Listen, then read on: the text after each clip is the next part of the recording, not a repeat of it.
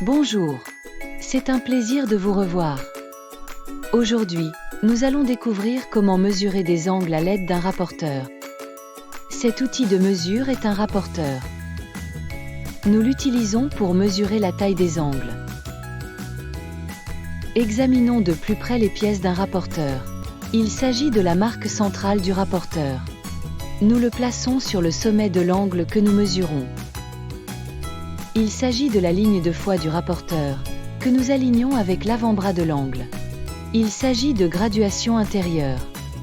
Il commence par 0 sur la gauche. Il s'agit de graduation extérieure. Il commence par 0 sur la droite. Utilisons le rapporteur pour mesurer l'angle abaissé. Tout d'abord, nous plaçons la marque centrale du rapporteur en B.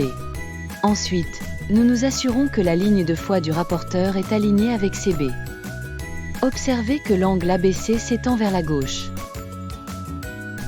Nous lisons donc graduation extérieure avec le 0 en partant de la gauche. BA se trouve à 90 degrés. Ainsi, l'angle abaissé est de 90 degrés. C'est un angle droit. Utilisons le rapporteur pour mesurer un autre angle. Quelle est la taille de l'angle PQR? Faites une pause et discutez avec vos amis.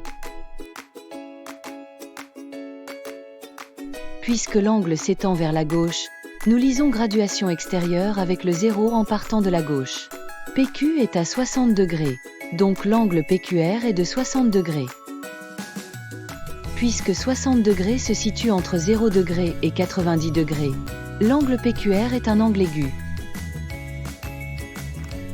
Mesurons un angle plus grand. Quelle est la taille de l'angle KLM?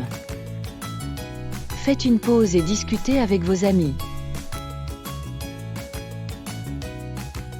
Puisque l'angle s'étend vers la gauche, nous lisons graduation extérieure avec le 0 en partant de la gauche. KL est à 140 degrés, donc l'angle KLM est de 140 degrés. Puisque 140 degrés se situe entre 90 degrés et 180 degrés, l'angle KLM est un angle obtus. Mesurons le dernier angle. Quelle est la taille de l'angle XYZ? Faites une pause et discutez avec vos amis. Cette fois, l'angle s'étend vers la droite. Nous lisons donc graduation intérieure avec le 0 en partant de la droite. YX est à 40 degrés, donc l'angle XYZ est de 40 degrés. Puisque 40 degrés est compris entre 0 degré et 90 degrés, l'angle XYZ est un angle aigu. Aujourd'hui, nous avons appris à mesurer des angles à l'aide d'un rapporteur. Excellent travail d'avoir terminé cette vidéo. Au plaisir de vous revoir.